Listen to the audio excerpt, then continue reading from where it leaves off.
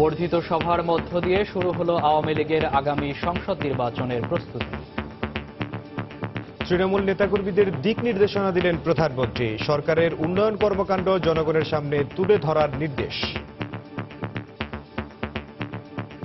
আওয়ামী লীগ তার সংগ্রাম, আন্দোলন এবং রাষ্ট্র পরিচালনার যে দায়িত্ব তা পালন করে যাবে এইভাবে যাতে এদেশের প্রতিটি মানুষের ভাগ্য পরিবর্তন করে তাদের উন্নত জীবন আমরা দিতে পারি। দেখছিলেন প্রধান শিরোনাম। দুপুরের সময় সঙ্গে আছি আমি মামুন আব্দুল্লাহ এবং আমি ইমদাদুল হক। এবার অন্যান্য শীর্ষ সংবাদ। রাজধানীর গুলশানে বিএনপি চেয়ারপারসনের কার্যালয়ে পুলিশের তল্লাশি। দলকে বিপর্যস্ত করতে সরকারের গভীর ষড়যন্ত্র, মন্তব্য নেতাদের। বনানীতে শিক্ষার্থী ধর্ষণের ছবি ফেসবুকে ছড়ানোর ঘটনায় সাইবার আইনে ব্যবস্থা, জানালো পুলিশ। মিলেছে ধর্ষণের প্রমাণ। ৪৬ বছরে দেশে আমদানি হয়নি কোনো স্বর্ণ। ব্যাগেজ রুলে আনা স্বর্ণ দিয়ে মেটানো হচ্ছে চাহিদা। দাবি ব্যবসায়ীদের। চোরাচালানেই চলছে ব্যবসা, বলছেন শুল্ক গোয়েন্দারা।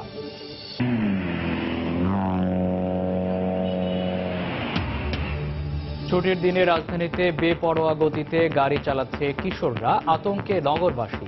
ব্যবস্থা নেয়ার দায়সার আশ্বাস পুলিশের। এবং ক্ষমতা নেয়ার পর প্রথম বিদেশ সফরে সৌদিতে মার্কিন প্রেসিডেন্ট ট্রাম্প।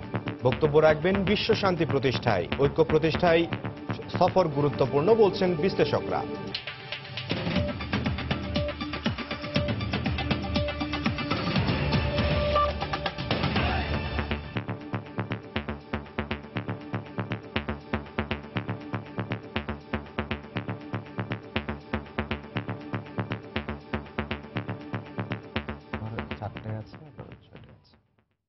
মানুষের জীবনমান উন্নয়নের যে স্বপ্ন বঙ্গবন্ধু শেখ মুজিবুর রহমান দেখিয়েছিলেন, সেই স্বপ্ন বাস্তবায়ন না হওয়া পর্যন্ত আওয়ামী লীগ নেতাকর্মীদের কোনো বিশ্রাম নেই উল্লেখ করে আওয়ামী লীগ সভাপতি শেখ হাসিনা বলেছেন, নৌকায় ভোট দিলে দেশের উন্নয়ন হয়, তা জনগণের কাছে তুলে ধরতে হবে। সকালে গণভবনে দলের বিশেষ বর্ধিত সভায় কথা বলেন শেখ হাসিনা। প্রধানমন্ত্রী বলেন, বিএনপি আওয়ামী লীগের পথ অনুসরণ করেই ভিশন 2030 ঘোষণা করেছে। তারা এই ভিশনে পাশ করবে কিনা সেই সিদ্ধান্ত দেশের জনগণ নেবে। গেল বছরের অক্টোবরে ঘটা করে জাতীয় সম্মেলনের পর এই প্রথম দলটির বিশেষ বর্ধিত সভার আয়োজন করল ক্ষমতাসীন দল আওয়ামী লীগ। দলীয় সভাপতি ও প্রধানমন্ত্রী শেখ হাসিনার সভাপতিত্বে গণভবনে এই সভায় অংশ নেয় দলের কার্যনির্বাহী সংসদ, উপদেষ্টা পরিষদ ও জেলা ইউনিটের নেতারা। বিশেষ এই সভায় কেন্দ্র ও প্রান্তের নেতাদের আগামী নির্বাচনের জন্য প্রস্তুত হতে দলীয় বিভিন্ন সিদ্ধান্ত ও দিক নির্দেশনা দিয়ে বক্তব্য দেন আওয়ামী লীগ সভাপতি শেখ হাসিনা। তিনি বলেন, নৌকা জনগণের মার্কা। আওয়ামী লীগের উন্নয়ন গাথা মানুষের কাছে তুলে ধরতে হবে নেতাকর্মীদের। যে নৌকা মার্কা, এ মার্কা হচ্ছে বাংলার জনগণের মার্কা, যে মার্কা হচ্ছে গ্রামগঞ্জের মার্কা। এই মার্কায় ভোট দিয়েই বাংলার জনগণ স্বাধীনতা পেয়েছে। কাজে যখনই নৌকা এসেছে মানুষের কল্যাণ হয়েছে, সেই কল্যাণ করার দায়িত্ব আপনাদের, আমাদের সকলের। বিগত সরকারগুলোর দেশ পরিচালনার সমালোচনা করে শেখ হাসিনা বলেন, বিএনপি তিনবার ক্ষমতায় থেকেও কোনো ভিশন বা উন্নয়ন লক্ষ্যমাত্রা দেশবাসীকে দিতে পারেনি। আওয়ামী লীগের পথ অনুসরণ করেই তারা ভিশন ঘোষণা করেছে। ক্ষমতা হচ্ছে দায়িত্ব পালন করবার একটা সুযোগ। কাজে এই সুযোগটা আমরা পেয়েছি, আমাদের এটা জনগণের কল্যাণে প্রতিটি মুহূর্ত, আমি বলবো প্রতিটি সেকেন্ড, প্রতিটি মিনিট, প্রতিটি ঘন্টা, প্রতিটি দিন, প্রতিটি মাস, প্রতিটি বছর জনগণের কল্যাণে আমাদের ব্যয় করতে হবে। এর আগে আমাদের কোনো বিশ্রাম নাই। জনগণের পাশে থেকে কল্যাণ নিশ্চিত করাই আওয়ামী লীগের মূল লক্ষ্য উল্লেখ করে তিনি আরো বলেন, কেন্দ্র থেকে দেশের উন্নয়নে নেয়া কোনো পদক্ষেপ বাস্তবায়নে যাতে অনিয়ম না হয় সেদিকেও সবাইকে খেয়াল রাখতে হবে। আজকে বাংলাদেশ বিশ্বের কাছে উন্নয়নের রোল মডেল। এটা এমনি এমনি হয়নি, কারণ আমরা ঘুমিয়ে ঘুমিয়ে দেশ চালাই না। আমরা দেশ চালাই, দেশের সমস্যা আমরা জানি। একটা কথা মনে রাখবেন যে এই বিএনপি, এদের মধ্যে কোনো মানবতা বোধ নেই। এদের রাজনীতি হচ্ছে লুটে খাওয়া রাজনীতি। বারবার এই সন্ত্রাসী কর্মকাণ্ড ছাড়া দেশকে তারা কিছু দিতে পারেনি। জঙ্গিবাদ এবং সেই বাংলা ভাই সৃষ্টি, জঙ্গিবাদ সৃষ্টি, এগুলি করে দেশের মানুষকে একটা ভয় ভীতি দিয়ে তারা ক্ষমতাকে শুধু উপভোগ করতে চেয়েছে আর সম্পদ করতে চেয়েছে। এরপর দলের ঘোষণাপত্রের মোড়ক উন্মোচন করেন সভাপতি। সবশেষ সজীব ওয়াজেদ জয়ের পক্ষ থেকে প্রতিটি জেলা ইউনিটের জন্য ল্যাপটপ নেতাদের হাতে তুলে দেন প্রধানমন্ত্রী শেখ হাসিনা। দেবাশিস রায়, সময় সংবাদ, ঢাকা।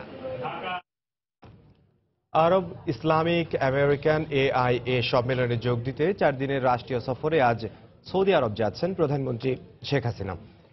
সন্ধ্যায় বিমান বাংলাদেশের এয়ারলাইন্সের VVIP একটি ফ্লাইটে ঢাকার হযরত শাহজালাল আন্তর্জাতিক বিমানবন্দর থেকে রিয়াদের উদ্দেশ্যে রওনা হওয়ার কথা রয়েছে তার। 4 দিনের এই সফরে কাল AIA সম্মেলনে অংশ নেবেন তিনি। পরে পবিত্র মক্কায় উমরা পালন করবেন এবং মহানবী হযরত মুহাম্মদ সাল্লাল্লাহু আলাইহি ওয়াসাল্লামের রওজা মুবারক জিয়ারত করবেন প্রধানমন্ত্রী। এরপর সৌদি বাদশার সঙ্গে ভোজ সভায় যোগ দেবেন ও বৈঠক করবেন। এরপর 23শে মে দেশের উদ্দেশ্যে রওনা হওয়ার কথা রয়েছে তার।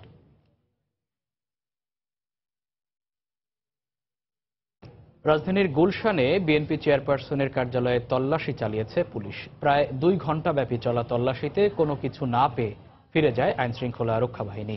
এ ঘটনার তীব্র নিন্দা ও প্রতিবাদ জানিয়ে কার্যালয়ের সামনে বিক্ষোভ করে বিএনপির নেতাকর্মীরা।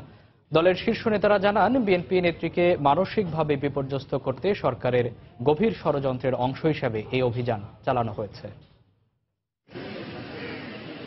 শনিবার সকাল 7:30টায় বিএনপি নেত্রীর গুলশান কার্যালয়ে অভিযান শুরু করে পুলিশ। চলে একটানা সকাল 9:30 পর্যন্ত। আদালতের সার্চ ওয়ারেন্টের ভিত্তিতেই এই অভিযান চালানো হয় বলে জানিয়েছে গুলশান থানার ওসি আবু বক্কর সিদ্দিক। অভিযানকে ঘিরে বিএনপি কার্যালয়ের সামনে এবং আশপাশের রাস্তায় বিপুল সংখ্যক পুলিশ মোতায়েন করা হয়। তল্লাশি শুরুর ঘণ্টাখানেক পর কার্যালয়ে একে একে আসতে থাকেন দলের শীর্ষ নেতারা। এ সময় তারা সাংবাদিকদের জানান, এ বিষয়ে দলের পক্ষ থেকে আইনি ব্যবস্থা নেওয়া হবে। কোনো নোটিশ করে নাই যে এই অফিসটাকে তারা তদন্ত করবে, এটা হচ্ছে আইনের বিধান। সুতরাং আইনের বিধান না মেনে তারা এই তদন্তটা করেছে। সুতরাং এই বিষয়ে আমরা আইনগত পদক্ষেপ গ্রহণ করব। বিএনপির চেয়ারপারসন সাবেক প্রধানমন্ত্রী তাকে অসম্মানিত করার জন্য, তাকে বিপর্যস্ত করার জন্য এটা সরকারের একটা গভীর ষড়যন্ত্রের অংশ। নেতারা আওয়ামী লীগের জাতীয় নির্বাচনের প্রস্তুতি সভা নিয়ে বলেন, যত প্রস্তুতিই নেওয়া হোক না কেন, জনগণের ভোটের অধিকার নিশ্চিত হলে আগামীতে বিএনপির নেতৃত্বেই সরকার প্রতিষ্ঠিত হবে। সরকারের স্বৈরতান্ত্রিক কর্মকাণ্ডকে প্রতিহত করা ছাড়া বাংলাদেশের মানুষের কোনো বিকল্প পথ না। জনগণকে ভোট দেওয়ার সুযোগ যদি দেওয়া হয়, তাহলে তাদের ওই সভা আর আমাদের অফিসে এরকম ভাঙচুর, এর কোনোটাতেই কোনো লাভ হবে না। জনগণ তার সিদ্ধান্ত দিয়ে দিবে এবং আগামী দিনে ইনশাআল্লাহ বেগম খালেদা জিয়ার নেতৃত্বে জনগণের সরকার প্রতিষ্ঠা হবে। এছাড়া পুলিশি তল্লাশির প্রতিবাদে গুলশান কার্যালয়ের সামনে বিক্ষোভ করেন দলের নেতাকর্মীরা। এ সময় তারা বিভিন্ন স্লোগান দিতে থাকেন। তাছাড়া বিএনপির কেন্দ্রীয় কার্যালয় নয়াপল্টনের সামনে থেকে 5 জন নেতাকর্মীকে আটক করে পুলিশ। তল্লাশির প্রতিবাদে রোববার দেশব্যাপী বিক্ষোভ কর্মসূচি পালনের ঘোষণা দিয়েছে বিএনপি। মৌসুম ইসলাম, সময় সংবাদ, ঢাকা। বিএনপি চেয়ারপারসন বেগম খালেদা জিয়ার কার্যালয়ে তল্লাশির ঘটনায় নিন্দা জানিয়েছেন দলটির মহাসচিব মির্জা ফখরুল ইসলাম আলমগীর। তিনি বলেন, এই ঘটনায় প্রমাণিত হয় দেশে গণতন্ত্র নেই। সকালে ঠাকুরগাঁওয়ে নিজ বাসভবনে সাংবাদিকদের কথা বলেন তিনি। চেয়ারপারসনের কার্যালয়ে যিনি 3 বার প্রধানমন্ত্রী ছিলেন, তার কার্যালয়ে পুলিশি হামলা অত্যন্ত ন্যাক্কারজনক। আমরা তীব্র নিন্দা জানাচ্ছি যে বাংলাদেশ এখন সম্পূর্ণ গণতন্ত্রবিহীন একটি রাষ্ট্রে পরিণত হয়েছে। সম্পূর্ণ আইন শৃঙ্খলা রক্ষাকারী বাহিনীর সাহায্যে সরকার দেশ চালাচ্ছে। মিথ্যে মামলা, গ্রেফতারি আমরা প্রত্যাহার করার জন্য আহ্বান জানাচ্ছি। দুপুরের সময় আরো থাকছে, চট্টগ্রামে নিয়ন্ত্রণ হারিয়ে মাইক্রোবাস পুকুরে পড়ে এক নারী সহ 3 জনের মৃত্যু, আহত 9, 3 জনের অবস্থা আশঙ্কাজনক।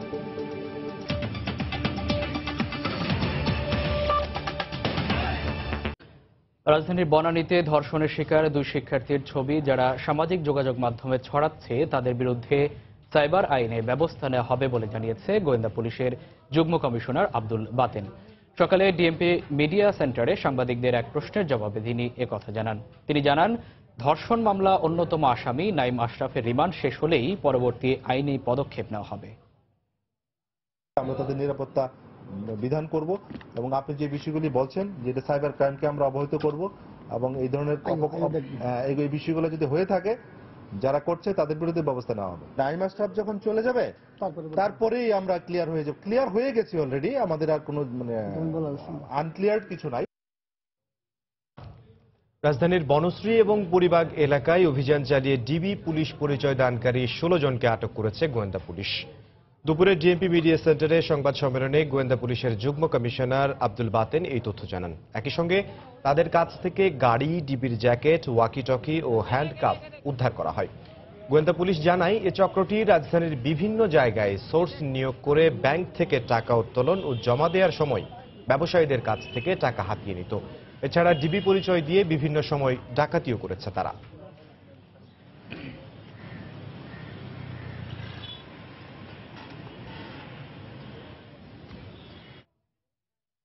স্বাধীনতা পরবর্তী ৪৬ বছরে বাংলাদেশে ব্যাংকের মাধ্যমে ঋণপত্র খুলে কোনো স্বর্ণ আমদানি হয়নি।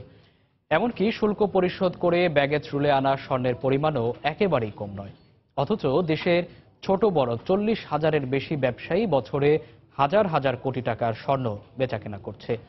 শুল্ক গোয়েন্দা কর্তৃপক্ষের দাবি, চোরাচালানের মাধ্যমে আনা স্বর্ণ নিয়েই দেশের বাজারে চাহিদা মেটানো হচ্ছে। বিস্তারিত জানাচ্ছেন কমল দে। দক্ষিণ এশিয়ায় ভারতের পর স্বর্ণ ব্যবহারকারী দেশ হিসেবে বাংলাদেশকে চিহ্নিত করা হয়। স্বর্ণ আমদানির ক্ষেত্রে বাংলাদেশে সুস্পষ্ট বিধিমালাও রয়েছে। বাংলাদেশ ব্যাংকের অনুমতি সাপেক্ষ যে কোনো ব্যাংকের মাধ্যমে ঋণপত্র খুলে স্বর্ণ আমদানি করা যায়, কিন্তু ব্যাপক চাহিদা থাকা সত্ত্বেও বাংলাদেশে বৈধ উপায়ে কোনো স্বর্ণ আমদানি হয় না। চট্টগ্রাম কাস্টম হাউসের নথিপত্র পর্যালোচনা করে স্বাধীনতার পর বাংলাদেশে স্বর্ণ আমদানির কোনো নজির পাওয়া যায়নি। এক ভরি স্বর্ণের জন্য ৩,০০০ টাকা করে ট্যাক্স দিয়ে আপনি স্বর্ণ আনতে পারেন বাংলাদেশ ব্যাংকের অনুমতি নিয়ে। তো কাস্টম হাউস চট্টগ্রামের যে তথ্য আমার কাছে আছে তাতে করে এই কাস্টম হাউসের মাধ্যমে অতীতে বা এখন কোনো স্বর্ণ আমদানি হয়নি। বাংলাদেশ জুয়েলার্স সমিতির তথ্য মতে সারা দেশে ছোট বড় জুয়েলারি দোকান রয়েছে ৪০,০০০-এর বেশি।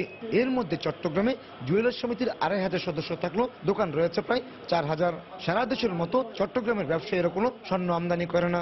স্থানীয়ভাবে পাওয়া পুরাতন স্বর্ণের পাশাপাশি ব্যাগেজ তুলে আনা স্বর্ণ দিয়ে চাহিদা মেটানো হচ্ছে বলে দাবি তাদের। প্রতি ভরিতে যদি আমরা ৩,০০০ টাকা করে ট্যাক্স দিই আর প্রতি ভরিতে যদি আমরা 15% করে ভ্যাট দিই, তাহলে আমরা স্বর্ণ বিক্রি করবে কি?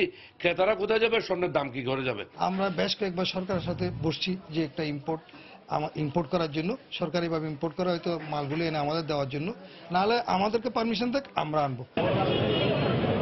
সম্প্রতি ঢাকার বনানীতে দুতরণী ধর্ষণের ঘটনার সাথে আপন জুয়েলার্স জড়িয়ে পড়ায় স্বর্ণ আমদানির বিষয়টি সামনে চলে আসে। আপন জুয়েলার্সের কয়েকটি শোরুম থেকে বিপুল পরিমাণ স্বর্ণ অলংকার জব্দ করে শুল্ক গোয়েন্দা কর্তৃপক্ষ। শুল্ক গোয়েন্দা কর্তৃপক্ষের তথ্য মতে শুল্ক পরিশোধ করে ব্যাগেজ তুলে এত বিপুল স্বর্ণ আনা কোনোভাবেই সম্ভব নয়। আমদানির ক্ষেত্রে এই ধরনের কোনো বিধিমালা বা বিধান নেই, তবে একটাই শর্ত আছে যে বাংলাদেশ ব্যাংকের পূর্ব অনুমতি সাপেক্ষে আমদানি করতে পারবে। স্বর্ণ কন্টেইনারে আমদানি হয় না, এটা নরমালি আমদানি হলে হবে হচ্ছে এয়ারপোর্টের মাধ্যমে। বিভিন্ন সময় স্বর্ণের চালান সহ আটককৃতরা জানিয়েছে মূলত মধ্যপ্রাচ্যের বিভিন্ন দেশ, কাতার, কুয়েত এবং আরব আমিরাত থেকে আকাশপথে চোরাচালানের মাধ্যমে স্বর্ণের ভর বাংলাদেশে প্রবেশ করে। ঢাকা এবং চট্টগ্রাম বিমানবন্দর হলো এদের প্রধান রুট। বিমানবন্দর অতিক্রমের পর কয়েক হাত ঘুরে সেগুলো চলে যায় মূল স্বর্ণ ব্যবসায়ীদের কাছে। কমল দে, সময় সংবাদ, চট্টগ্রাম।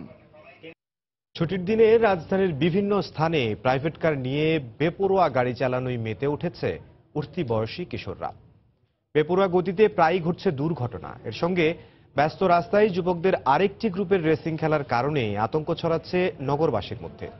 পরিবহন বিশেষজ্ঞ বলছেন, ঢাকার রাস্তায় বাড়তি গতিতে গাড়ি চালানোর সুযোগ নেই। পুলিশ বলছে আইন অমান্য হলেই ব্যবস্থা নেন তারা। নুরুল আলম নয়নের ক্যামেরায় তাফসির বাবুর রিপোর্ট। রাজধানীর বসুন্ধরা আবাসিক এলাকা সংলগ্ন ৩০০ ফিট সড়ক দুর্ঘটনায় সামনের অংশ দুমড়ানো মোচড়ানো অবস্থায় পাওয়া গেল এই প্রাইভেট কারটিকে, যার ড্রাইভিং সিটে তখনও বসা কিশোর বয়সী এই চালক। দুর্ঘটনায় ক্ষতিগ্রস্ত অন্য গাড়িটি তখন রাস্তার অপর পাশে, সেখানেও চালকের আসন থেকে বের হয়ে আসতে দেখা যায় কিশোর বয়সী আরেকজনকে। ঘটনা নিয়ে দুই চালক আর তাদের বন্ধুরা কথা না বললেও প্রত্যক্ষদর্শীরা জানালেন দুটি গাড়ি একে অপরের সঙ্গে পাল্লা দিতে গিয়েই ঘটে দুর্ঘটনা। দুজন ওই মোড়ে যে কাটানোর সময় আর কি সামনের গাড়িটা আগায় গেছে আর পিছের যে গাড়িটা বেশি ক্ষতিকর হয়েছে ওই গাড়িটা পিছন থেকে ওরে মাইরা দিছে। সরেজমিনে দেখা যায় বসুন্ধরার পাশে 300 ফিট সড়কের বিভিন্ন স্থানে বিশেষত ছুটির দিনে উঠতি বয়সী কিশোররা দল বেঁধে বের হয় প্রাইভেট কার নিয়ে। সড়কের বিভিন্ন স্থানে গাড়ি রেখে জটলা পাকানো, আড্ডা দেয়া আর কিছুক্ষণ পর পর বেপরোয়া গাড়ি চালিয়ে আতঙ্ক ছড়ানো তাদের বিনোদনের মাধ্যম। গাড়ি জুড়ে চালায় অনেক জুড়ে, গাড়ি প্রায় এখানে অ্যাক্সিডেন্ট হয়। মরিয়ে যাই বই চিন্তা নেই, এক রাস্তাতে যায় এক রাস্তাতে আয়, কে আর আগে কেরা উঠবে, এই খালি ধান্দা। সাম্প্রতিককালে এর সঙ্গে যুক্ত হয়েছে রাস্তায় এরকম বেপরোয়া গাড়ি চালানোর প্রবণতা। যুবকদের কয়েকটি গ্রুপ একে অপরের সঙ্গে গতির প্রতিযোগিতায় নেমে নিজেরাই সেগুলোর ভিডিও ধারণ করে বন্ধু মহলে বীরত্ব দেখাতে ছেড়ে দিচ্ছেন ইন্টারনেটে। পরিবহন বিশেষজ্ঞ বলছেন, সড়কে চালকদের এরকম বেপরোয়া গতিবিধি নিয়ন্ত্রণ করতে না পারলে ঘটতে পারে বড় ধরনের দুর্ঘটনা। জোরে গাড়ি চালানোর এখানে কোনো সুযোগ নাই, পরিবেশ নাই।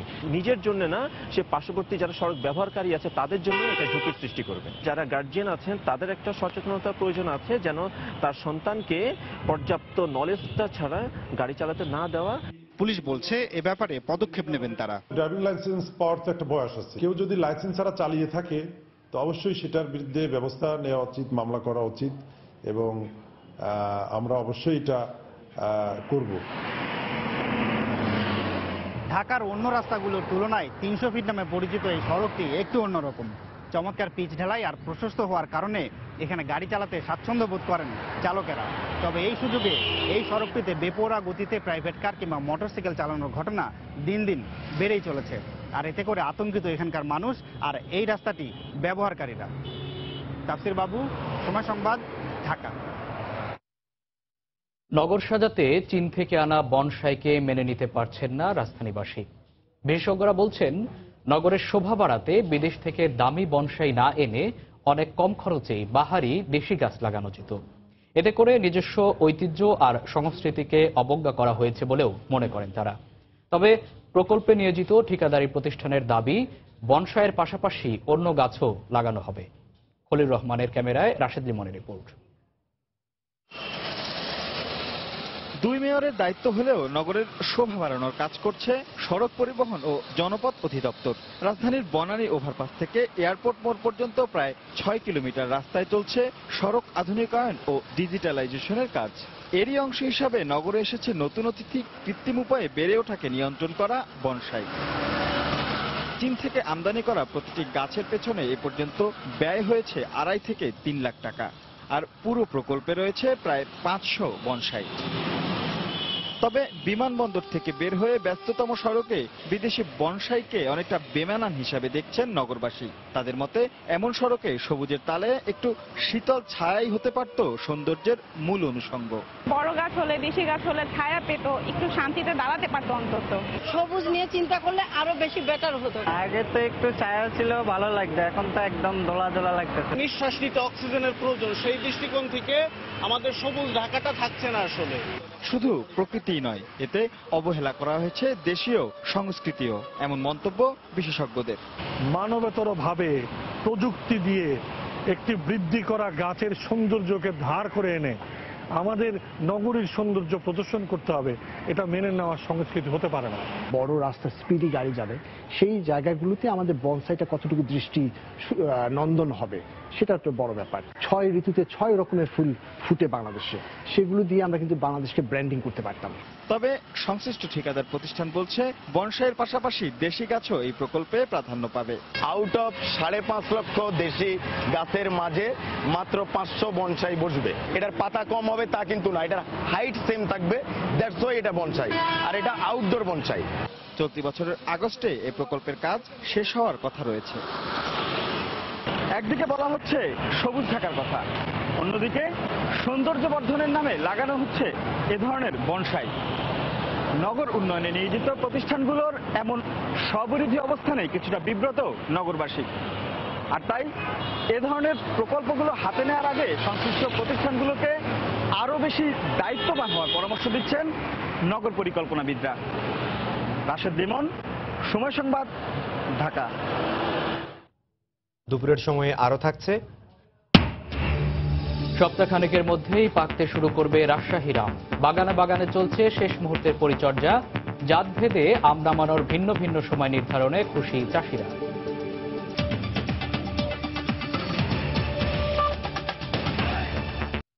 চট্টগ্রামে নিয়ন্ত্রণ হারিয়ে মাইক্রোবাস পুকুরে পড়ে এক নারীসহ 3 জনের মৃত্যু হয়েছে। আহত হয়েছেন আরও 9 জন। সকালে সীতাকুণ্ডের কুমিরায় এই দুর্ঘটনা ঘটে। পুলিশ জানায়, চট্টগ্রামের বাকুলিয়া থেকে এক আত্মীয়ের জানাজায় অংশ নিতে মাইক্রোবাসে করে মিরসরাইয়ে যাচ্ছিলেন 11 জন।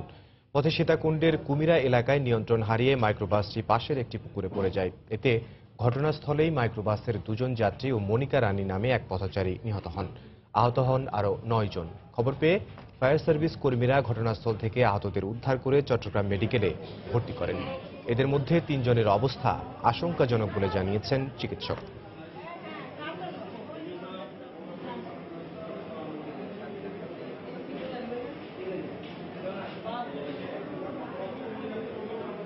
স্পিড বেশি ছিল, যার কারণে সে নিয়ন্ত্রণ হারিয়ে যে খাদে পড়ে যায় এবং সাথে সাথে পথচারী ওই গাড়ির ধাক্কায় যে মনিকা রানী সেই মৃত্যুবরণ করে এবং ওই 2 জন হাইজের লোক তাদের আত্মীয় স্বজন নাসির এবং সুলেমান তারা মৃত্যুবরণ করে। পরবর্তীতে তাদের উদ্ধার করা হয় এবং ফায়ার সার্ভিস এবং স্থানীয় লোকজন এবং পুলিশ সহ আমরা উদ্ধার করে চট্টগ্রাম মেডিকেলে 7 জনকে প্রেরণ করি। খুলনায় গুলিতে 1 জন নিহত হয়েছেন। পুলিশের দাবি, বন্দুকযুদ্ধে নিহত রাজু ডাকাত দলের সদস্য ও হত্যা মামলার আসামি। পুলিশ জানায়, গত রাত 3:30টার দিকে নগরীর টুটপাড়ায় বালুর মাঠে রাজু তার বাহিনী নিয়ে ডাকাতির প্রস্তুতি নিচ্ছে। এমন খবরে সেখানে অভিযান চালানো হয়। পুলিশের উপস্থিতি টের পেয়ে তাদের লক্ষ্য করে গুলি ছোড়ে ডাকাত দলের সদস্যরা। আত্মরক্ষার্থে পুলিশও পাল্টা গুলি ছোড়ে। বাকিরা পালিয়ে গেলেও গুলিবিদ্ধ অবস্থায় রাজুকে উদ্ধার করে খুলনা মেডিকেলে নেওয়া হলে চিকিৎসক তাকে মৃত ঘোষণা করেন। ঘটনাস্থল থেকে উদ্ধার করা হয় একটি পিস্তল, 3 রাউন্ড গুলি, রামদা ও চাইনিজ কুড়াল। নিহতের বিরুদ্ধে হত্যা, মাদকসহ বিভিন্ন থানায় একাধিক মামলা রয়েছে বলে জানিয়েছে পুলিশ।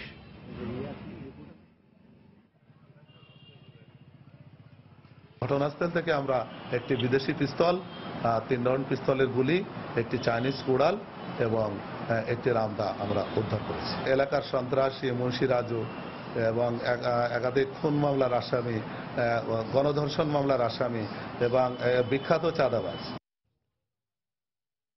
সারা দেশে আইন শৃঙ্খলা রক্ষা বাহিনীর বিশেষ অভিযানে নাশকতা সহ বিভিন্ন অভিযোগে অর্ধশতাধিক ব্যক্তিকে আটক করা হয়েছে। পুলিশ জানায়, গতকাল সন্ধ্যা থেকে আজ সকাল পর্যন্ত কুড়িগ্রাম জেলার বিভিন্ন স্থানে অভিযান চালানো হয়। এ সময় সদর, উলিপুর, চিলমারি ও নাগেশ্বরী সহ বিভিন্ন এলাকা থেকে 20 জনকে আটক করা হয়। এছাড়া বিশেষ অভিযানে চুয়াডাঙ্গা থেকে 20 এবং চাঁদপুর থেকে আরো 17 জনকে আটক করে আইন শৃঙ্খলা রক্ষা বাহিনী।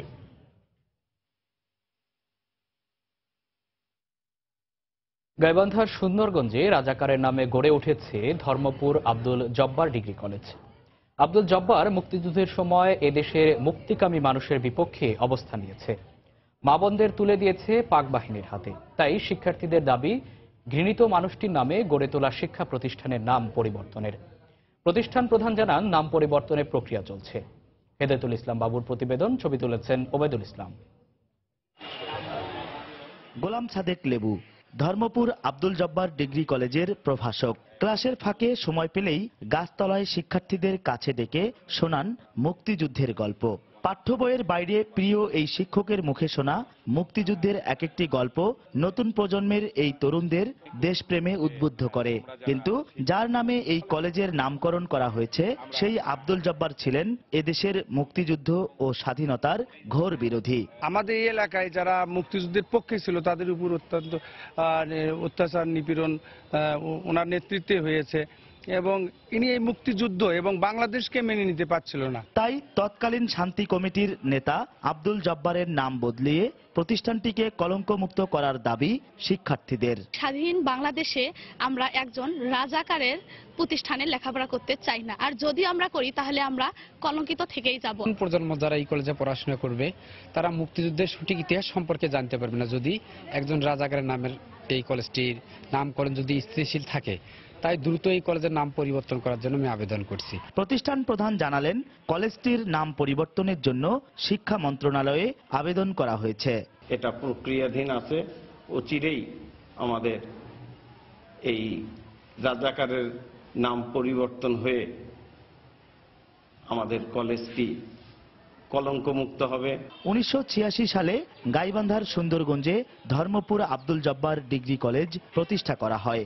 মাধ্যমিক ও উচ্চশিক্ষা অধিদপ্তরের তথ্য মতে চট্টগ্রাম, হবিগঞ্জ, মেহেরপুর, সাতক্ষীরা, নাটোর, সিরাজগঞ্জ, টাঙ্গাইল ও গাইবান্ধায় মুক্তিযুদ্ধ বিরোধীদের নামে 9টি শিক্ষা প্রতিষ্ঠান রয়েছে। হেদায়েতুল ইসলাম বাবু, সময় সংবাদ, গাইবান্ধা। লাইট ইঞ্জিনিয়ারিং শিল্পের উন্নয়নে আসন্ন বাজেটে মান অনুযায়ী ভ্যাট আরোপ, রেয়াতি ও সহজ শর্তে ঋণ সুবিধা এবং বিশেষ শিল্প অঞ্চল গড়ে তোলার দাবি জানিয়েছে এ খাতের ব্যবসায়ীরা। এবার বাজেটে দেশের অভ্যন্তরে চাহিদা মেটানো শিল্পগুলোকে অগ্রাধিকার ভিত্তিতে প্রণোদনা দেওয়ার পরামর্শ অর্থনীতিবিদদের। মামুন আব্দুল্লাহর রিপোর্ট। বৃহৎ শিল্প উন্নয়নের প্রথম স্তর লাইট ইঞ্জিনিয়ারিং খাত। 80-র দশকের পর সারা দেশে ক্ষুদ্র ও মাঝারি লাইট ইঞ্জিনিয়ারিং শিল্প গড়ে উঠলেও অন্যান্য শিল্পের তুলনায় এখনো পিছিয়ে রয়েছে সম্ভাবনাময় এ খাত। বিংশ শতাব্দীর শুরু থেকেই এ খাত থেকে অভ্যন্তরীণ চাহিদা মিটিয়ে ক্রমান্বয়ে রপ্তানি আয় বাড়লেও বাড়েনি এ খাতে ব্যবসা বান্ধব সুযোগ সুবিধা। ব্যাংক চেষ্টা করলে হয়তো পাবো, কিন্তু ওদের তো উচ্চ হারে সুদ দিতে হবে, ওই সুদ দিয়ে আমাদের ব্যবসা করে পোষাবে না। ইন্ডাস্ট্রির যে জায়গা আপনার দেওয়ার কথা ছিল ওইটা তো আমরা এখনো বাস্তবায়নই হয়নি। কাঁচামালগুলি আমরা যেন অ্যাভেলেবল পাই, সরকার তো ট্যাক্স ব্যাট দিয়ে ওগুলি অনেক রেট করে। আসন্ন বাজেটে এ শিল্প উন্নয়নে রেয়াতি সুবিধা, ফিনিশিং পণ্যের উপর করারোপ মওকুফ এবং কাঁচামাল আমদানিতে ভ্যাট কমানোর দাবি জানিয়েছেন ব্যবসায়ী সমিতির সভাপতি। মূসক 11 চালান না থাকে তাহলে আপনি রেয়াত নিতে পারবেন না, আর রেয়াত নিতে পারবেন না মানে আমাকে দিতে হবে 15%। আপনি 15% ভ্যাট দিবেন, 100 টাকার পণ্যের উপরে 15 টাকা ভ্যাট দিয়ে দিবেন, আর পারবেন না আপনি বন্ধ করে বাসায় চলে যান। This is the language of official. ক্ষুদ্র ও মাঝারি শিল্পকে বৃহৎ শিল্পের সাথে সংযুক্ত করা প্রয়োজন বলে মনে করেন অর্থনীতিবিদরা। দেশের ভিতরে স্থানীয় যে শিল্প আছে সেটার উন্নতির দিকে এবারের বাজেটে বিশেষভাবে নজর দিতে হবে। লাইট ইঞ্জিনিয়ারিং এর মতো শিল্পগুলোর জন্য গুরুত্বপূর্ণ হবে যে কিভাবে এটার ছোট এবং মাঝারি শিল্পগুলো বৃহৎ শিল্পের সাথে ভ্যালু চেইনের মধ্যে সংযুক্ত হতে পারে। একই সাথে এ খাতে দক্ষ জনবল গড়ে তুলতে প্রয়োজনীয় প্রশিক্ষণের পাশাপাশি তরুণ উদ্যোক্তাদের আগ্রহ সৃষ্টিতে বিভিন্ন কর্মসূচি হাতে নেওয়ার পরামর্শ বিশেষজ্ঞদের। মামুন আব্দুল্লাহ, সময় সংবাদ, ঢাকা। রাজশাহীর আমবাগানগুলোতে এখন মৌ মৌ করছে টক মিষ্টি গন্ধ। সপ্তাহখানেকের মধ্যেই পুরোপুরি পাকতে শুরু করবে সুস্বাদু হরেক জাতের আম। স্থানীয় প্রশাসন জাতভেদে আম নামানোর ভিন্ন ভিন্ন সময় নির্ধারণ করায় খুশি চাষিরা। বাগানে বাগানে চলছে আমের শেষ মুহূর্তের পরিচর্যা। প্রাকৃতিকভাবে আম পাকার সময় মেনেই খাওয়ার পরামর্শ ফল গবেষকদের। হাবিবুর রহমান পাপ্পুর ছবিতে রাকিবুল হাসানের রিপোর্ট। চাষিদের যত্নে মধুমাস জ্যৈষ্ঠের শুরুতেই গাছে গাছে রাঙিয়ে উঠছে আম। থোকা থোকা সবুজ কাঁচা এ আমে প্রাণ জুড়াবে যে কারো। গোপালভোগ, রানী পছন্দ, হিসাপাত, লক্ষণভোগ সহ এমন বাহারি নামজাত ও স্বাদের আম রয়েছে রাজশাহীর বাগানগুলোতে। ফল গবেষণা কেন্দ্র বলছে মে মাসের শেষ সপ্তাহে 2টি ও প্রাকৃতিক উপায়ে পরিপুষ্ট অধিকাংশ জাতের আম সংগ্রহ হবে জুনের প্রথম সপ্তাহে। তাই আমে কৃষকের সঠিক মূল্য ও ভোক্তার অধিকার নিশ্চিতে আম নামাতে এলাকাভিত্তিক সময় নির্ধারণ করেছে জেলা প্রশাসন। কৃষকরা মেসিউট আমটা পারতে পারছে এবং বাজারে সঠিক সময় তারা ছাড়ছে। অসময়ে যে আমি ইচ্ছা করলে এখন দাম ধরার জন্য আমি একটা ইমেসিউট আম, আমি অপরিপক্ক একটা আম পারবো, এতে ওষুধ প্রয়োগ করে পাকাই বাজার ছাড়বো, এটি করা হয় নাই। কয়েক বছরের মতো নির্ধারিত তারিখে ঢালাওভাবে আম নামানোর সিদ্ধান্ত না থাকায় লোকসানের শঙ্কা নেই চাষিদের। তাই এবছর এলাকাভিত্তিক সময় নির্ধারণে আম থেকে লাভের আশা বেশি করছেন চাষিরা। যখন যে আম পাকবে তখন সে আম ভাঙবো, তাতে আমাদেরও লাভ হবে, ক্রেতারাও আম খেয়ে উপকৃত হবে। সরকার যে নির্ধারিত করে দিয়েছে তাতে এবার আমরা খুবই খুশি এবং আমাদের দুই পাশা হবে। আর ফল গবেষকরা বলছেন প্রাকৃতিকভাবে আম পাকার সময় মেনে আম কিনলে ও খেলে ঠকবে না ক্রেতা। কার পরে কোনটা আম আসবে এটা সামান্য সম্মুখ একটু ধারণা যদি থাকে তাহলে কিন্তু আমরা নিশ্চয়ই গোপালভোগের সময় ল্যাংড়া বা ফজলি আমরা দেখলেও আমরা কিনবো না। তাহলে যারা অসৎ তাহারা কিন্তু এই অসৎ কাজটি করার সাহস পাবে না। জেলা ফল গবেষণার দেয়া তথ্য মতে চলতি বছর 17,000 হেক্টর জমির বাগানে 1,81,000 মেট্রিক টন আমের উৎপাদন লক্ষ্যমাত্রা নির্ধারণ করা হয়েছে। রাকিবুল হাসান, সময় সংবাদ, রাজশাহী। কোনো নিয়ম নীতির তোয়াক্কা না করেই ময়মনসিংহে গড়ে উঠেছে অসংখ্য ইটভাটা। অনুমোদন ছাড়াই আবাসিক এলাকাও ফসলি জমিতে গড়ে ওঠা ইটভাটায় পোড়ানো হচ্ছে কাঠ। ঘটছে মারাত্মক পরিবেশ বিপর্যয়। প্রশাসন ও পরিবেশ অধিদপ্তরের কর্মকর্তারা বলছেন, পরিবেশ দূষণ ও অনুমোদনহীন ইটভাটার বিরুদ্ধে অভিযান চলছে। হোসেন আলীর তোলা ছবি নিয়ে হারুনুর রশিদের রিপোর্ট।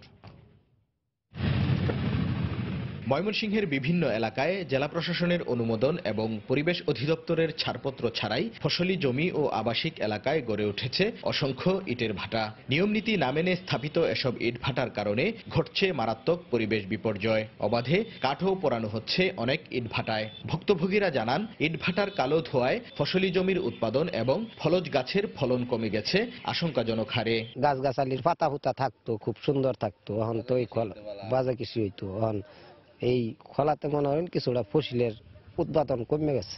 ইট খোলার মধ্যে তো আসলে সম্ভাবনা কাঠ ফোড়া নিষেধ, তাইলেও কিছু কিছু ফুরে। বায়ু দূষণ হচ্ছে, এক ধরনের অসুস্থকর লাগতেছে। ইট ভাটার মালিক স্বীকার করলেন, অনুমোদন ছাড়াই বছরের পর বছর ইট পোড়ানোর কথা। ছাড়পত্র দেওয়া কোন রাত আছে? অপরের ডাত নাই, আমার ডাত নাই। সবাই তো চালাইতেছে, আমি একা চালাইতেছি। কোন রাত পাইবেন আছে। পরিবেশ দূষণ রোধে অনুমোদনহীন ইটভাটার বিরুদ্ধে অভিযান চলছে বলে জানালেন প্রশাসনের কর্মকর্তারা। গাছ কাটছে এবং গাছ পোড়াচ্ছে, যেটি ইটভাটা আইনে সম্পূর্ণ নিষিদ্ধ। আমরা তাদের বিরুদ্ধে যথাযথ আইনি ব্যবস্থা নিচ্ছি। অবৈধ যদি ইটভাটা থাকে, ড্রাম চিমনি থাকে, তো আমাদের মোবাইল কোর্ট নির্বাহী ম্যাজিস্ট্রেটের মাধ্যমে এটা চলমান আছে এবং আমরা এই ইটভাটার বিরুদ্ধে ব্যবস্থা নিচ্ছি। পরিবেশ অধিদপ্তরের হিসেব অনুযায়ী ময়মনসিংহ জেলার 253টি ইটভাটার মধ্যে 142টির পরিবেশ অধিদপ্তরের ছাড়পত্র নেই। হারুনুর রশিদ, সময় সংবাদ, ময়মনসিংহ। বগুড়ায় কৈশোর তারুণ্যের বই শিরোনামে শুরু হয়েছে 6 দিনব্যাপী বইমেলা। কৈশোর তারুণ্যের বইয়ের আহ্বায়ক সময় সংবাদের বার্তা প্রধান তুষার আব্দুল্লাহ ও জাগৃতি প্রকাশনী প্রধান ডক্টর রাজিয়া রহমান জলি এবং বিয়াম স্কুল অ্যান্ড কলেজের অধ্যক্ষ মুস্তাফিজুর রহমান সহ স্থানীয় গণ্যমান্য লোকজন উপস্থিত ছিলেন। বইমেলার প্রথম পর্ব আজ থেকে সোমবার পর্যন্ত বিয়াম মডেল স্কুল অ্যান্ড কলেজে এবং দ্বিতীয় পর্ব মঙ্গলবার থেকে বুধবার পর্যন্ত পুলিশ লাইন্স স্কুল অ্যান্ড কলেজে হবে। 6 দিনের এই বইমেলায় প্রতিষ্ঠান দুটির 10,000 শিক্ষার্থী বিভিন্ন ধরনের প্রায় 7,000 বই দেখা, পড়া ও কেনার সুযোগ পাবে।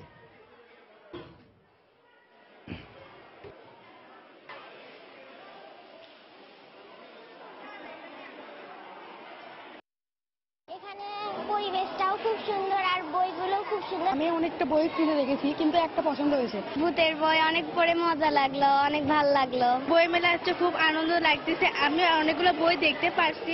একদম ছাত্রদের দোরগোড়ায় বইটাকে নিয়ে যাওয়া, তারা তাদের মতো করে এই বইটা দেখবে, আনন্দ করবে, প্রয়োজনে তারা এটা সংগ্রহ করবে। এটাই আমাদের কনসেপ্ট। বইমেলার আয়োজন করেছে যে প্রকাশক সমূহ, আমি তাদেরকে ধন্যবাদ জানাই যে এই ধরনের বইমেলা প্রত্যেকটা স্কুলে করা দরকার। ছাত্রছাত্রীদের মধ্যে এই বইমেলার মাধ্যমে তাদের বই পড়ার প্রতি আগ্রহ তৈরি করা দরকার। এবার দেশের বাইরের খবর।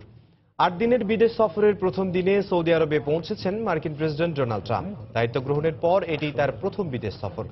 সঙ্গে আছেন ফার্স্ট লেডি মেলানিয়া ট্রাম্প। শনিবার রিয়াদের কিং খালিদ আন্তর্জাতিক বিমানবন্দরে তাদেরকে উষ্ণ অভ্যর্থনা জানান সৌদি বাদশাহ সালমান বিন আব্দুল আজিজ। একই দিন রিয়াদে আরব ইসলামিক আমেরিকান সামিটে যোগ দিয়ে বিশ্ব শান্তি প্রতিষ্ঠায় বক্তব্য রাখবেন প্রেসিডেন্ট ট্রাম্প। 2 দিনের সফর শেষে 22 মে ইসরায়েলের উদ্দেশ্যে রিয়াদ ছাড়বেন তিনি। শনিবার ট্রাম্পকে বহনকারী বিমান সৌদি আরবের রিয়াদে কিং খালিদ আন্তর্জাতিক বিমানবন্দরে অবতরণ করে। ট্রাম্পকে স্বাগত জানাতে বিমানবন্দরে উপস্থিত ছিলেন সৌদি বাদশাহ সালমান বিন আব্দুল আজিজ। সেখানে তাকে রাষ্ট্রীয়ভাবে লাল গালিচা সংবর্ধনা জানানো হয়। এরপরই বিমানবন্দরেই এক সংক্ষিপ্ত বৈঠকে মিলিত হন দুই দেশের নেতা। ট্রাম্পের সফরে সৌদি বাদশাহ এবং দেশটির শীর্ষ কর্মকর্তাদের সঙ্গে দ্বিপাক্ষিক বৈঠকের কথা রয়েছে। আরব ইসলামিক আমেরিকান সামিটে যোগ দিয়ে ইসলাম যে শান্তির ধর্ম তা তুলে ধরে বক্তব্য রাখবেন ট্রাম্প। দেখা করবেন 50টিরও বেশি মুসলিম দেশের নেতাদের সঙ্গে। ট্রাম্পের এই সফরের মধ্য দিয়ে রিয়াদ ওয়াশিংটন সহযোগিতার সম্পর্ক আরো জোরদার হবে বলে আশা করছে সৌদি আরব। দুই দেশের মধ্যে রাজনৈতিক, অর্থনৈতিক ও সামরিক ক্ষেত্রে কয়েকটি চুক্তি ও সমঝোতা স্মারক সই হওয়ারও কথা রয়েছে। বৈঠকে মধ্যপ্রাচ্যে আইএস ও আল কায়দার মতো জঙ্গিদের বিস্তার ঠেকাতে যুক্তরাষ্ট্রের প্রতি সৌদি আরব সমর্থন দিয়ে যাবে বলে জানান সৌদি পররাষ্ট্রমন্ত্রী আদিল আল জুবাইর। ট্রাম্পের সফরকে কেন্দ্র করে সৌদি আরব জুড়ে ব্যাপক নিরাপত্তা জোরদার করা হয়েছে। এরই মধ্যে মার্কিন প্রেসিডেন্টের এই সফরকে ঐতিহাসিক বলে আখ্যা দিয়েছে সৌদি গণমাধ্যমগুলো। আপনি যদি গত কয়েকদিন গণমাধ্যমের খবর লক্ষ্য করে থাকেন দেখবেন এ বিষয়ে ব্যাপকভাবে প্রচার প্রচারণা চালানো হচ্ছে। আমি মনে করি ট্রাম্পের সফরের মাধ্যমে দুই দেশের সম্পর্কে আবারও গতি ফিরে পাবে। রিয়াদ শুধু সৌদি আরবের রাজধানী নয়, এটি আরব ও মুসলিম বিশ্বের রাজধানী। কূটনৈতিক অভিজ্ঞতাবিহীন প্রেসিডেন্ট ট্রাম্পের এ সফরকে একটি গুরুত্বপূর্ণ পরীক্ষা হিসেবে দেখছেন রাজনৈতিক বিশ্লেষকরা। তারা বলছেন চলমান রাজনৈতিক প্রেক্ষাপটে ট্রাম্পের প্রথম রাষ্ট্রীয় এ সফর কোনো বিপর্যয় ছাড়া উতরে যেতে পারলে তা তার সফলতা হিসেবে গণ্য হবে।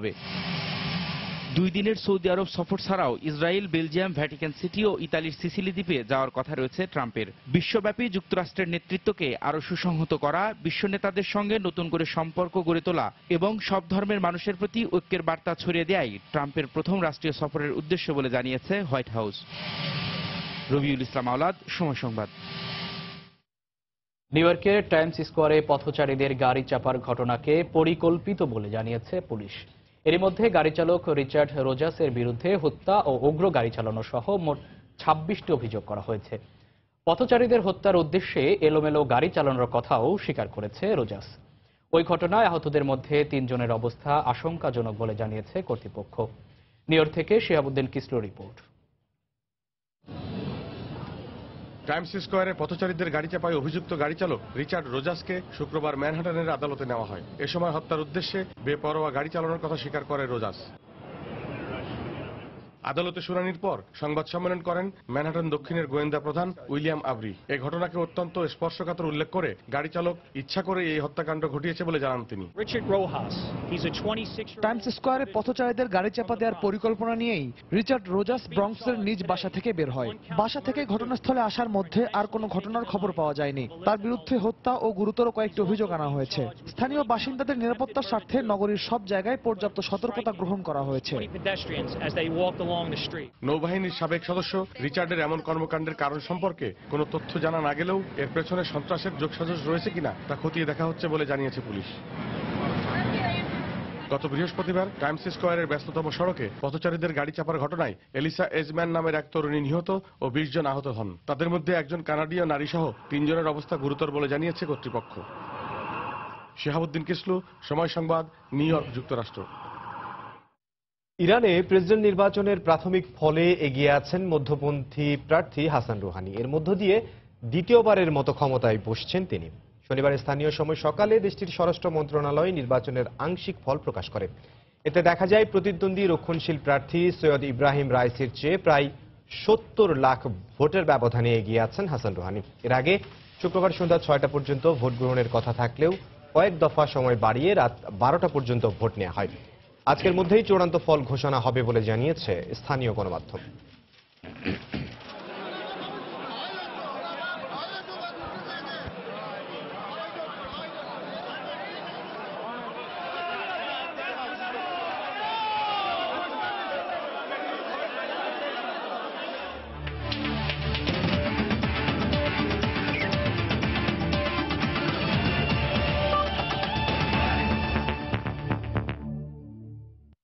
ব্রাজিল ও সিঙ্গাপুরের বিপক্ষে 2টি আন্তর্জাতিক প্রীতি ফুটবল ম্যাচকে সামনে রেখে দল ঘোষণা করেছে আর্জেন্টিনা।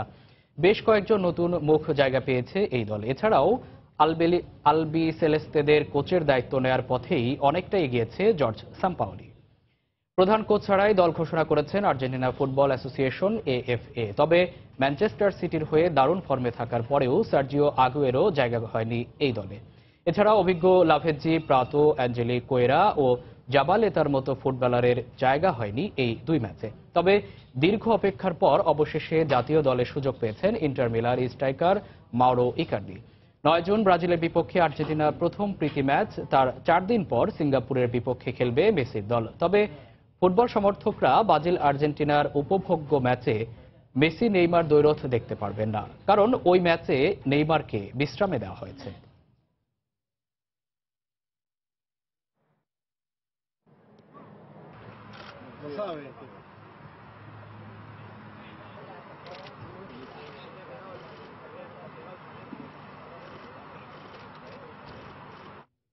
ইউরোপের বিভিন্ন পর্যায়ের খেলোয়াড়রা তাদের ক্লাব ফুটবলে ব্যস্ততার কারণে ইনজুরিতে ভোগেন।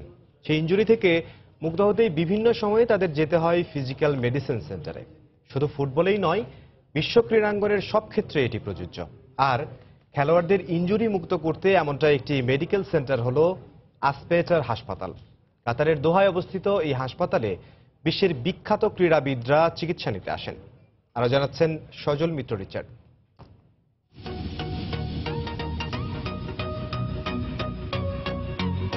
খেলোয়াড়রা মাঠে দুর্দান্ত পারফর্ম করবেন আর ইনজুরি আক্রান্ত হবেন না সেটি ভাবা একেবারেই অমূলক। একজন ক্রীড়াবিদের খেলোয়াড়ি জীবনের বিভিন্ন সময়ে তাকে যেতে হয় ছুরি কাচির নিচে, তারপরে তো পুনর্বাসন প্রক্রিয়া রয়েছেই। আর খেলোয়াড়দের সে ধরনের অস্ত্রোপচার ও তারপর পুনর্বাসন প্রক্রিয়া সুষ্ঠুভাবে সম্পন্ন করতেই প্রতিষ্ঠিত হয়েছে আসপেটার হাসপাতাল, যা কিনা শুধুমাত্র মধ্যপ্রাচ্যেই নয়, সারা বিশ্বের ইনজুরি আক্রান্ত ক্রীড়াবিদদের জন্য সবচেয়ে বড় পুনর্বাসন কেন্দ্র। প্রায় 700 ফিজিশিয়ান, 350 চিকিৎসক, 1500-এরও বেশি নার্সের তত্ত্বাবধানে পরিচালিত হয় এই হাসপাতালটি। মূলত কাতার ফাউন্ডেশনের অর্থায়নে এই হাসপাতালটির ব্যবস্থাপনা কার্যক্রম নিয়ন্ত্রিত হয়। প্রায় প্রতিদিনই বিশ্বের বিভিন্ন প্রান্তের গড়ে প্রায় 500 ইনজুরি আক্রান্ত ক্রীড়াবিদ 2500 শয্যা ও 10টি সার্ভিস সেন্টার বিশিষ্ট এই হাসপাতালে চিকিৎসা গ্রহণ করে থাকেন।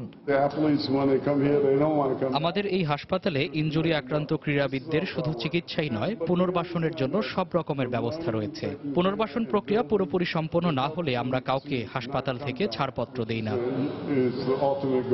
অস্ত্রোপচার কিংবা চিকিৎসা ব্যবস্থাই নয়, পুনর্বাসন প্রক্রিয়ার অংশ হিসেবে এখানে রয়েছে জিমনেশিয়াম, সুইমিং পুল সহ অত্যাধুনিক সব ব্যবস্থা।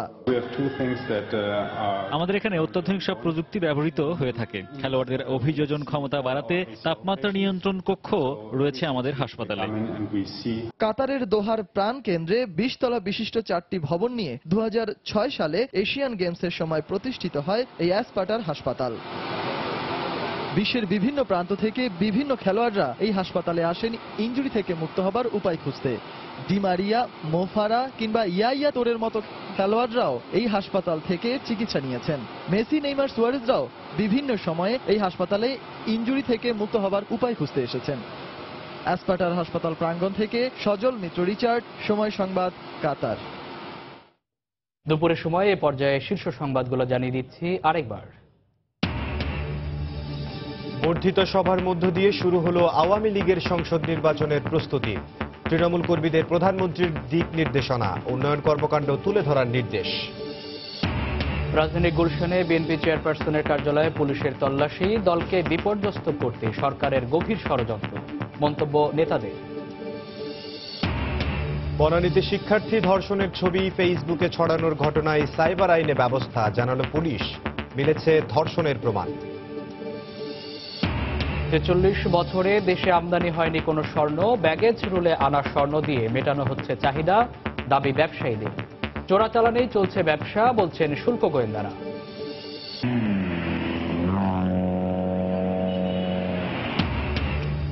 ছুটির দিনে রাজধানীতে বেপরোয়া গতিতে গাড়ি চালাচ্ছে কিশোররা, আতঙ্কে নগরবাসী, ব্যবস্থা নেয়ার দায়সারা আশ্বাস পুলিশের।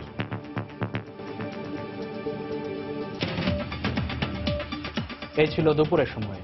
যে কোনো খবর পেতে ভিজিট করুন সময়নিউজ.tv আর সঙ্গে থাকুন সময়।